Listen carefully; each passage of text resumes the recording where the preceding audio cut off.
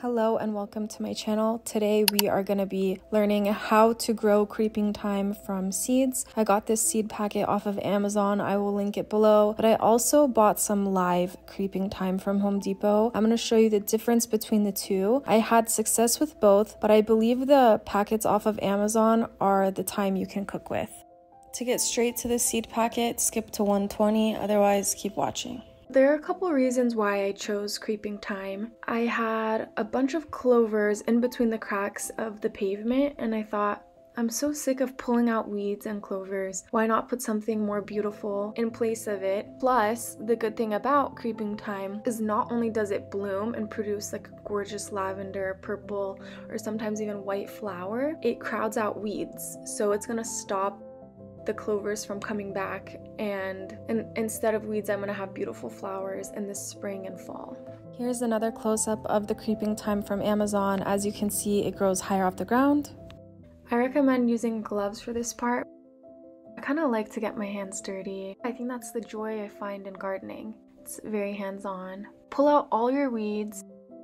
Something I love about creeping thyme is that you can cook with it. It's an herb, is edible.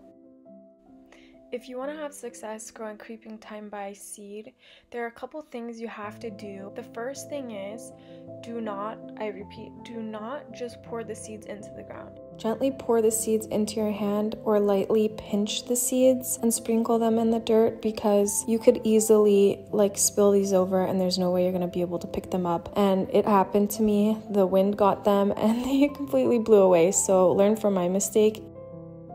Plant them on a good day, not on a windy day, and also the days after, make sure it's also not windy, because they're just gonna blow away.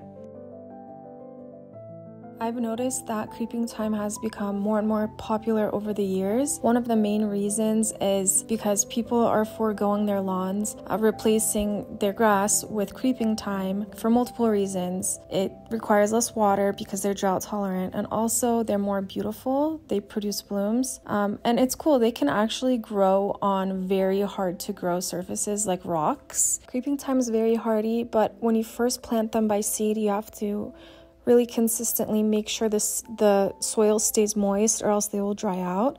And then I first started noticing growth after about a week or two. And from there, because they're so new, you just want to give them lots of love, water, check on them, make sure they're okay. And then I noticed probably about a month and a half in is when they really became a lot more hardy, and I didn't have to worry about them as much. They are deer and rabbit resistant, and as I mentioned before, they're edible, so you can cook with them. If anyone cooks with this, please let me know. I'm so curious to know how it tastes. If you've watched this far, I just want to thank you. I put a lot of time and love into my videos, and I really appreciate you watching.